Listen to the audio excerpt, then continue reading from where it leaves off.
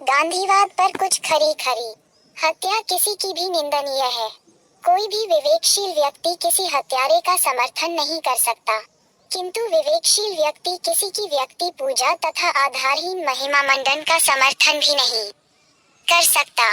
गांधी के बारे में अनेक तथ्य हमारी व्यक्ति पूजा की मानसिकता और गांधी जी के भावात्मक प्रभाव का लगातार राजनीतिक लाभ के लिए इस्तेमाल किए जाने के फलस्वरूप कुहासे में ढक गए हैं। गांधी जी का आकलन करते समय उनके बारे में जिन्ना, अंबेडकर, सुभाष, एम.एन. रॉय, स्वामी सहजानंद, इंदुलाल याग्निक, शचीन्द्र नाथ सान्याल, क्रांतिकारी इत्यादि के विचारों को पढ़े समझे बिना उनके बारे में सम्यक निष्कर्ष नहीं निकाला जा सकता।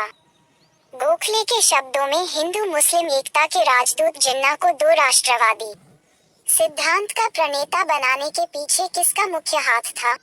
1920 में गांधी जी ने मास पॉलिटिक्स का सूत्रपात कर कांग्रेस के जिन्ना समेत सारे दिग्गज संविधानवादी नेताओं के नीचे से जमीन खींच ली।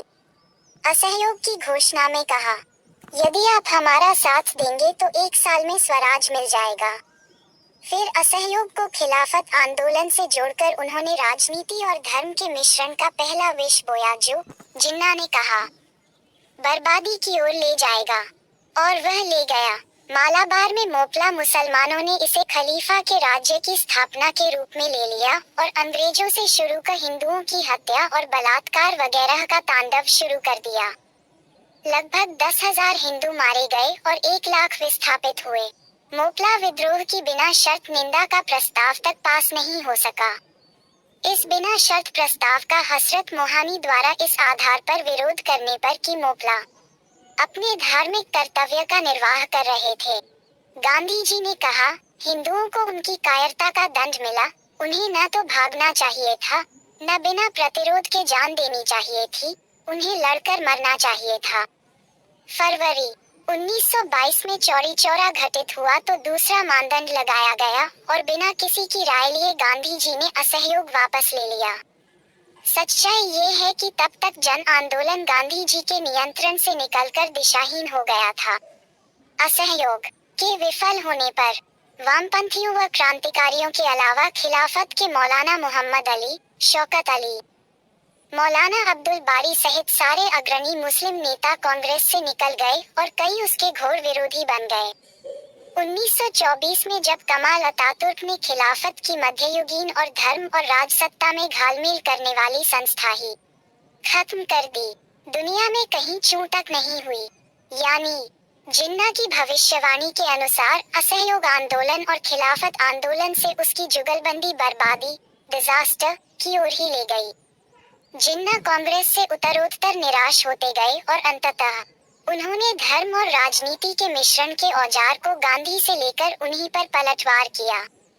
गांधी जी की जिद पर 1939 में सूबे के कांग्रेस मंत्रिमंडलों का त्यागपत्र तथा 1942 के अविवेकपूर्ण आंदोलन से सभी प्रभावी कांग्रेस नेताओं के जेल चले जाने पर फांसीवाद के विरुद्ध सरकार के युद्ध प्रयासों में जिन्ना की सहयोग करने की नीति विभाजन के 2 प्रमुख कारण बने। 1937 से 1946 के प्रांतीय चुनावों में मुस्लिम लीग की आशातीत बढ़त के बिना पाकिस्तान नहीं बन सकता था। जब अंग्रेज द्वितीय विश्व युद्ध में उत्तरी अफ्रीका और प्रशांत महासागर दोनों क्षेत्रों में सबसे बुरी स्थिति में थे और मलाया, बर्मा वगैरह को जीतता हुआ जापान भारत की सीमा पर दस्तक दे रहा था।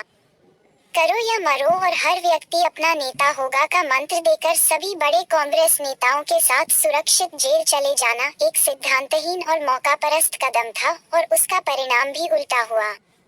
1920 से 22 का अनुभव काम नहीं आया और अंग्रेजों ने युद्धकालीन विशेष शक्तियों का प्रयोग कर 3 महीने में इस हिंसक आंदोलन को कुचल दिया। तब से लेकर 1945 में युद्ध की समाप्ति तक कांग्रेस की ओर से आजादी का नाम फुसफुसाने वाला भी कोई नहीं रह गया और जिन्ना युद्ध में सहयोग की नीति से अपनी स्थिति लगातार दृढ़ करते गए जो अंततः विभाजन का कारण बना। 1945 के बाद आजाद हिंद फौज के हिंदू, मुस्लिम, सिख बंदियों पर लाल किले में चले मुकदमे से राष्ट्रीय भावना का ज्वार उमड़ पड़ा। फिर 1946 के नौसैनिक विद्रोह ने अंग्रेजों का रहा सहा मनोबल भी तोड़ दिया, जबकि गांधी जी ने हिंसक होने की बिना पर इस विद्रोह की भर्त्सना की थी। 1942 का आंदोलन गांधी जी के निर्णय से शुरू होने के कारण हिंसक नहीं था। इसके बाद आजादी की पहल अंग्रेजों की ओर से उनके अपने कारणों से हुई और बहस का मुद्दा सिर्फ ये रह गया कि आजादी किसको दी जाए और उसका प्रारूप क्या हो, और पाकिस्तान बन गया। आजादी आंदोलन में गांधी जी की भूमिका कितनी भी महत्वपूर्ण हो, बिना द्वितीय विश्व युद्ध और इंग्लैंड में लेबर दल की जीत के वह उस समय कदापि नहीं मिल सकती थी जब मिली।